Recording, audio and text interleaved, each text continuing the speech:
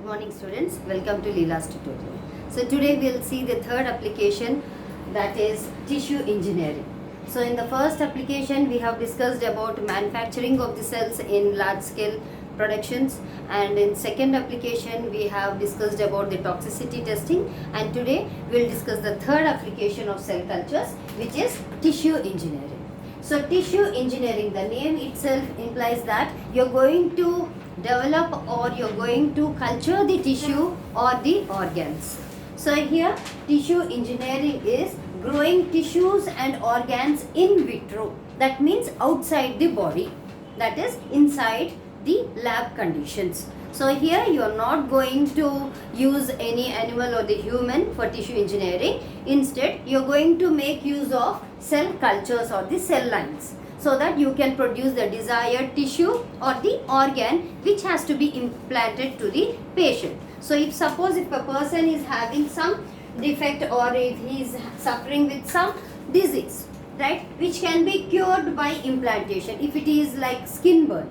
So in case of skin burn, he want to go for the grafting of the skin, right? The skin grafting can be done by simply isolating the stem cells or isolating the adult stem cells from him and culturing to produce an sufficient diameter or sufficient amount or the region. So here you can see what is the sufficient requirement of that graft, right? Based on that the skin cells are produced by means of tissue engineering, then it is grafted. If it is in case of kidney, if he is having an kidney issue, so what happens? Now he has to be implanted with the kidney, right? So in these cases, when it is an tissue engineering where you are producing the cells, tissues or the organs, again when you re-implant into the person back, that should be acceptable by his body.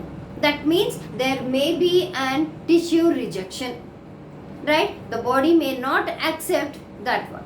So there may be immunogenicity problem or tumorigenicity, where otherwise there may be a problem of graft rejection or cell migration. So like this, so all these problems can be mostly overcome, and you can get the success rate by selecting the type of cell, then selecting the scaffold what you are using, the growth factors you are using. So by all the environmental conditions in which they are growing, that is the bioreactor maintenance, everything will, if it is in perfect manner which is favorable for that cells, then there will not be any cross reactions after grafting, right? So let us see what is the tissue engineering process in vitro, right, that is in lab. So here the human to whom you want to implant, right, you are going to select the tissue, what type of cell you are going to take. Based on that you are going to select the tissue, right? From that a small part of the tissue is collected by means of biopsy.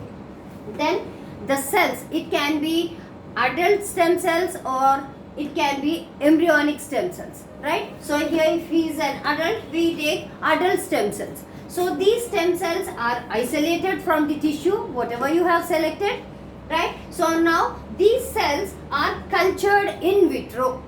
Okay, after biopsy you are taking the tissue out in the lab conditions, and here you are going to isolate the cells from the selected tissue. So now these cells are inoculated and incubated.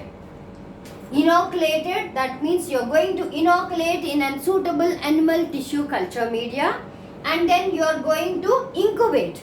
Incubate means you are providing the favorable environmental conditions, right? Favorable environmental conditions such as pH, temperature, osmolarity, everything must be maintained in a cell culture plates. So now here you can see after isolation, selection of the tissue, isolation of the cells, then inoculation and incubation of the cells in an fresh sterilized animal tissue culture media. Then after incubation, see now the cells has to divide, grow, divide and proliferate, right? So that means these cells are giving rise to some more cells. So these are referred as primary cells or progenitor cells, right? So the primary cells or the progenitor cells, when they are incubated under favorable conditions, they result in expansion of the cell cultures, that is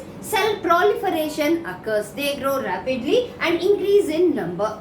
That is nothing but your expansion of cell cultures. So once you get the cell cultures, right, the next step will be the trypsinization. So that is the cells which are grown. The expansion of the cells has to be disaggregated. Disaggregation is nothing but the separation of the cells. So by which enzyme you are separating the cells? By using the trypsin. So the process of disaggregation is referred as trypsinization process, right? So as you are using trypsin for the disaggregation or for separating these cells, it is referred as trypsinization process. So once you get the disaggregated cells, see here, now you can see the disaggregated cells. That means here they all are so much close together, right? So here, so now the collagen which is present or binding all the cells together has been dissolved, and you can see, you can observe the isolated cells are formed. So in these isolated cells, now you call them as seed. That means these cells are responsible, or these cells will be dividing to form the tissue whatever you want to produce. So now these are called as seed, and these seed has to be inoculated, right? Inoculated on a biomaterial. That process of inoculating the seed, that is the cells, right, which you have isolated, expansion, then disaggregated cells. So these disaggregated cells are nothing but the seed which has to be inoculated on a biomaterial. So here this is also one of the tissue, right, which supports the cells to grow, right? So addition of the seed to the biomaterial is referred as seeding process, right? Seeding of the cells to the biomaterial. So this biomaterial is nothing but the scaffold.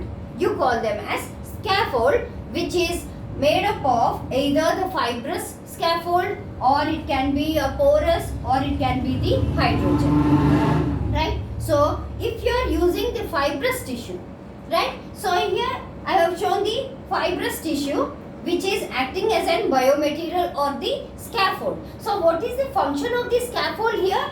To give the support to these seed cells, or give support to the cells to grow in a particular size and shape. Okay, so whatever size and shape you want the tissue to be produced, the scaffold should be maintained in such a way, right? So it can be a 3D or a flat scaffold. So here you can see, once you are seeding onto the biomaterial, now it is the cultivation process. Now again you are going to maintain the favorable conditions, right? All favorable conditions like temperature, pH, growth factors, mainly the growth factors for the cell division, right? So here in the bioreactor, when you maintain all these conditions, you can see the scaffold, the 3D scaffold, right? All the cells have proliferated. Now you have added, or you have seeded the cells, right? So now when you have inoculated the biomaterial or the scaffold with the seed, when you incubate them in presence of growth factors, they rapidly proliferate, right? They rapidly grow and occupy the complete space of the scaffold. So here you can see the 3D scaffold with cells.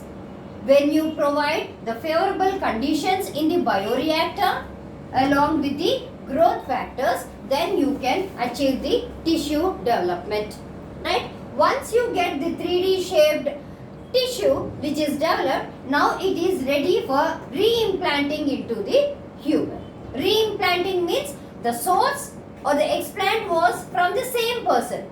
After culturing or after tissue engineering, the engineered tissue is again implanted or placed in the same human. That is called as re-implantation. If you are putting in some other person, that will be implantation. But here it is re-implantation, where the source or the explant is also from the same person. Okay. So here with this we have done with the applications of cell cultures, all three types. If you have any doubts, put it in comments. Subscribe for further lectures.